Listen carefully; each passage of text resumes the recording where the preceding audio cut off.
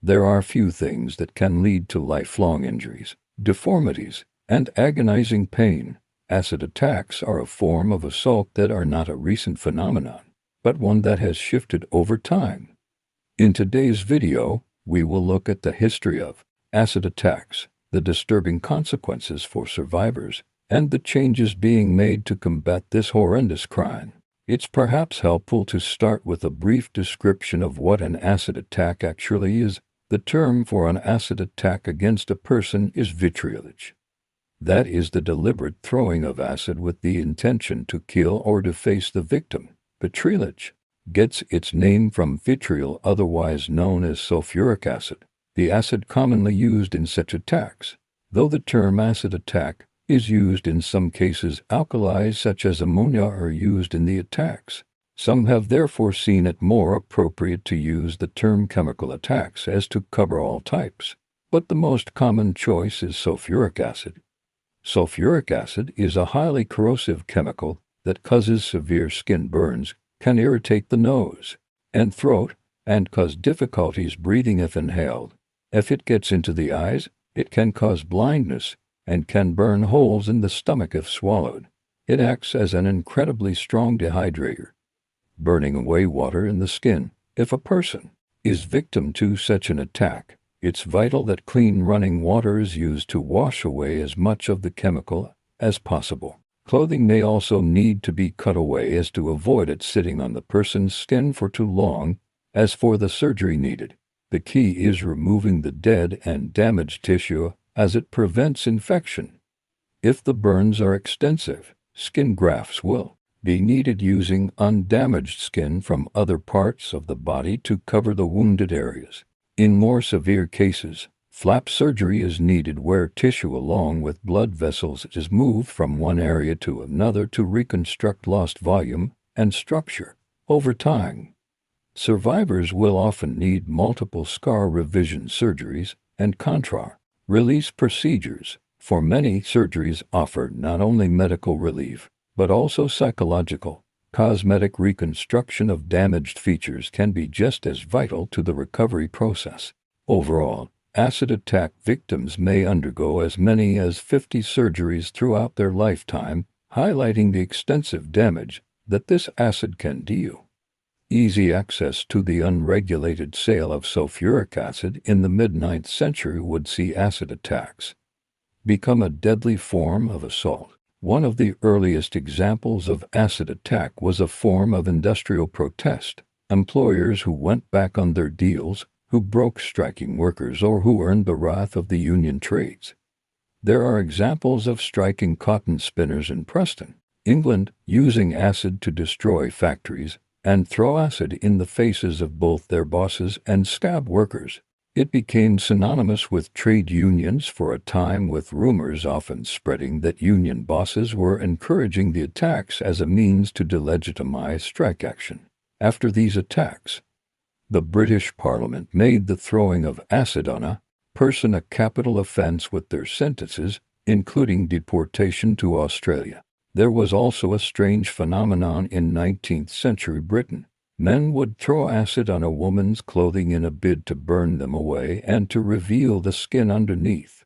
These deviant acts were seen by some historians as an expression of sexual or emotional dysfunction. Robbers too would throw acid onto targets' clothing as part of a mugging, but there are a number of cases where such robberies went wrong, including the high-profile murder of a Danish embassy official in 1894. In the 1870s, in France, acid attacks were often documented as crimes of passion and became increasingly common.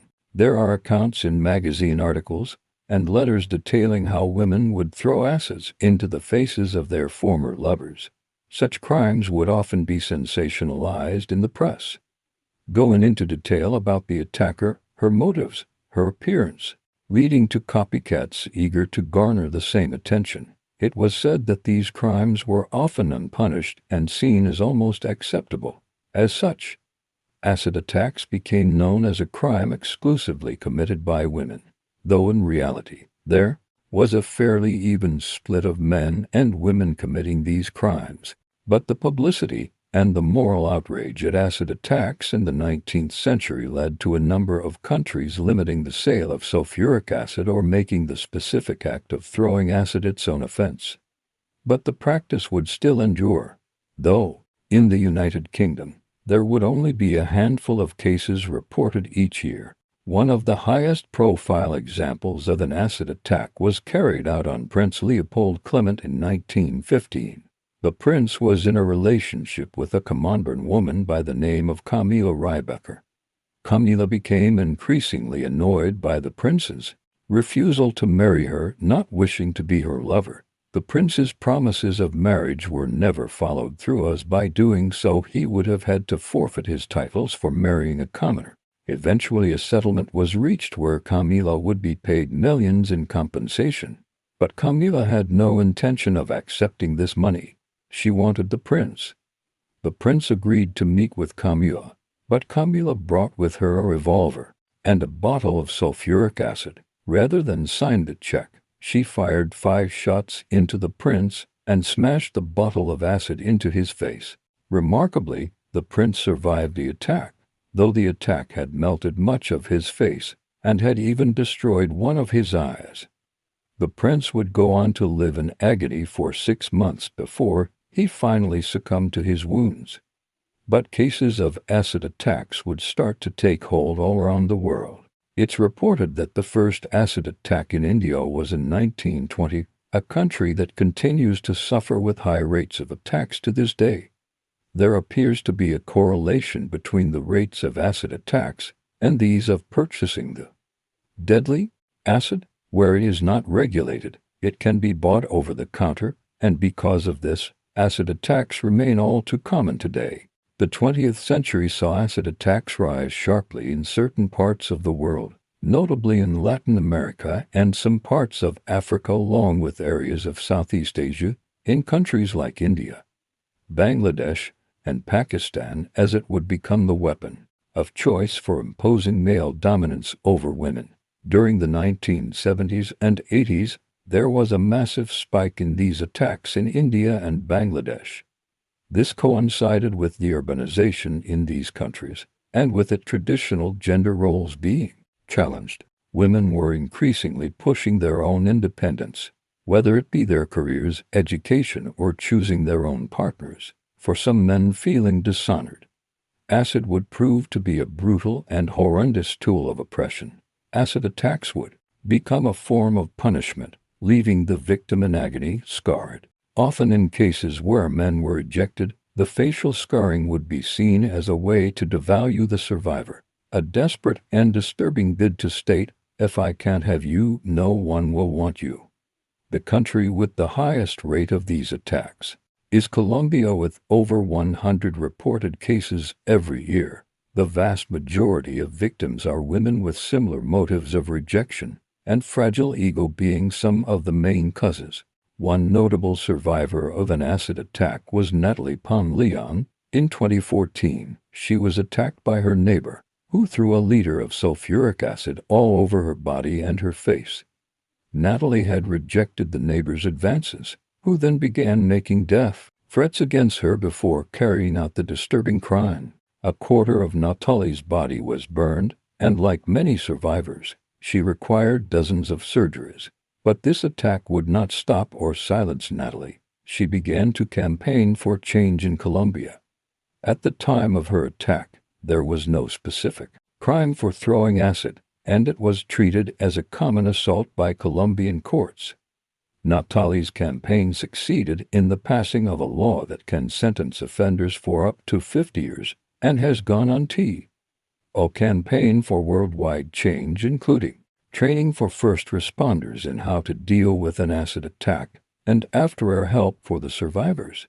As some of you may know, we do have a crime channel to just called Disturbance, where we have covered a number of cases involving acid.